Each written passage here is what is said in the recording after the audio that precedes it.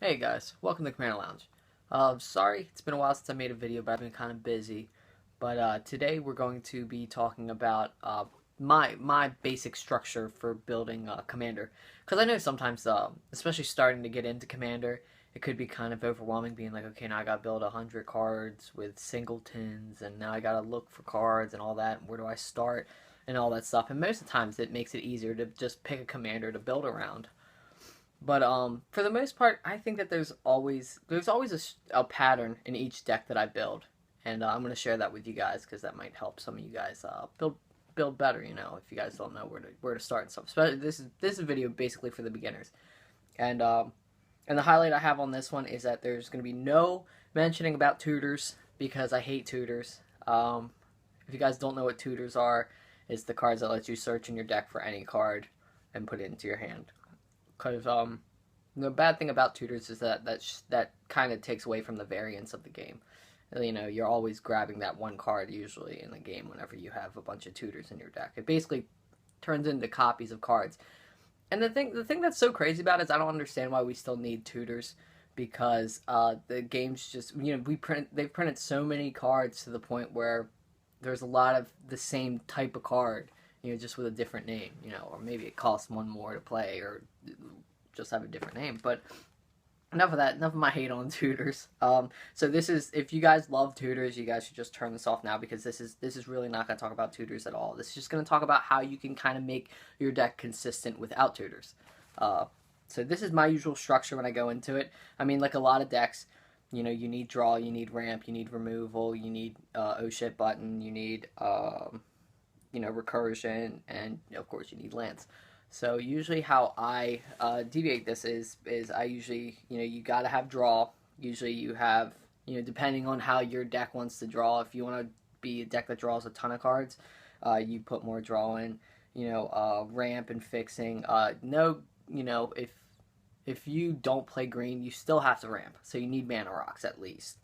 Because you need to get ahead of the players. You need to play your big spells. That's what Commander's about, is playing your big splashy spells, and mana rocks will do it. But for green guys, you guys all know the good ramps: Cultivate, Katamas Reach, Skyshroud Claim. All those cards are great. Oracle Mold Die is amazing.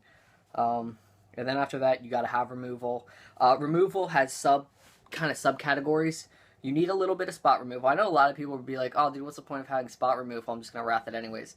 Because some decks, like my Prosh deck, I do not want a lot of mass removal. I only have like two, and those are my oh shit buttons. I think that's the Perilous Vault and Oblivion Stone.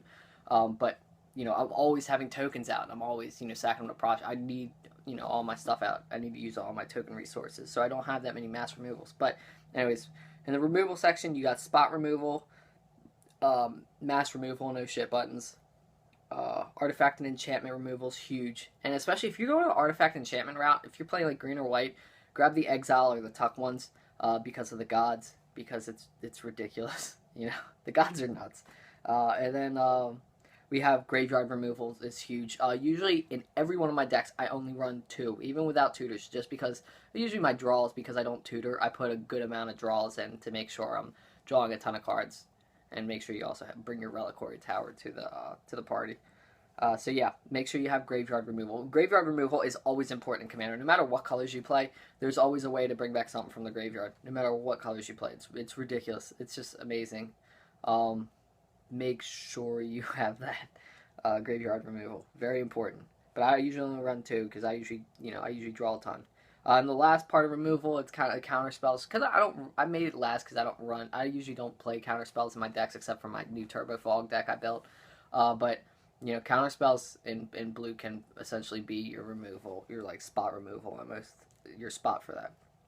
And then after that, after having draw, ramp, removal, you should have a little section for, well, it could be the big section. This could be where you're putting two, like I usually put whenever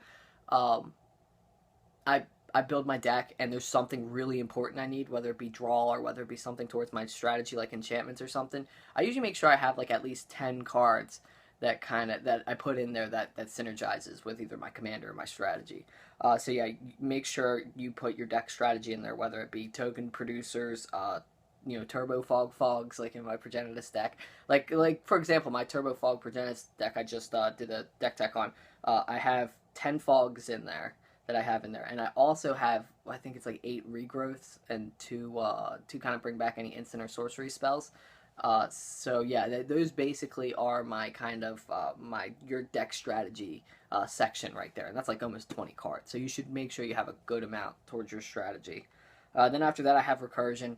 Like I said, this is why you pack the Graveyard Hate, and you want this in your deck where you have like this is why every green deck packs an Eternal Witness, even though it's not graveyard heavy. It's because it is important to grab back those cards you need again, because it almost is kind of like a tutor in the fact. Recursion, but you have to get it out of your graveyard. It almost doubles every card that you have. And then pretty much the last one is your win conditions, basically, your way of winning the games. Whether it be just a huge fatty creature, combo, any of that stuff. You gotta make sure you have win condition in there. I mean, you can make a funny deck on a theme and not have a win condition, but this is just a basic, my basic kind of structure, building blocks to build a commander deck. And then we have lands. Usually I run anywhere from 36 to 40, depending on how the mana curve is. Once again, if the mana curve is lower, if it's like averaging 3 on the low side, like to where the 2 drops are really high, usually it'd be around 36, and 40 for the highs. Just depends. And then there are those specific lands. You guys probably already saw my land staples, but make sure you have a Reliquary Tower. Make sure you have a Tectonic Edge and a Strip Mine to get rid of bad lands. Well, not the bad lands, but lands you hate. And then you want your Temple of the False God or Ancient Tombs, because that's basically like just ramp in a land card. So yeah, I just need to say, usually it really, all of it depends. I try to keep them pretty even around there. Like usually, like with my strategy stuff that I put in the deck, stuff really towards synergizing towards my strategy that I'm trying to do. Like I said, fog stuff, you put a lot more of that in. Or if you have a commander like Niv Mizzet where you want to draw a bunch of cards, make sure your draw is higher. Usually, 10 and up.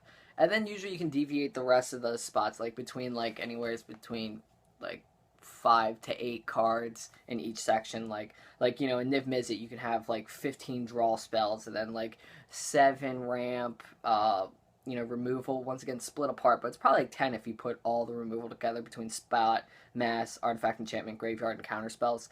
Usually like about like 8 to 10 also, and then your deck strategy, once again, that should be heavy. But with Niv Mizzet, the draw is kind of your deck strategy, so it kind of cancels it out. And then you have recursion, of course. You want to bring back stuff, lands, and yeah, those are my basic building blocks for every commander deck. You need to make sure you have ramp, make sure you have removal, all the removal, except for counter spells if you're not running blue. Your deck strategy, recursion, and win conditions, and the right lands. So yeah, hopefully this helps some of you guys build commander, because I know thinking about it could be a little overwhelming. I mean, a lot of new games I get into at first overwhelm me. But yeah, once you get into it, you'll be comfortable once you keep building, and once you kind of tweak your decks, you'll find your sweet spot to building, because this could be a bad way of building, and I don't even know.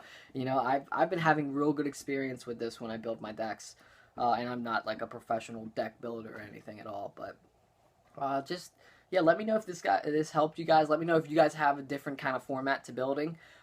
Because it's always interesting to see how other people build. Because this is something I've been doing for a long time, building wise. I always start with these building blocks. I mean, yes, it does depend on the type of commander you play and the type of strategy you're going for, but for the most part, you probably want to build this way in the beginning, kind of thinking towards that route of what you need in your deck.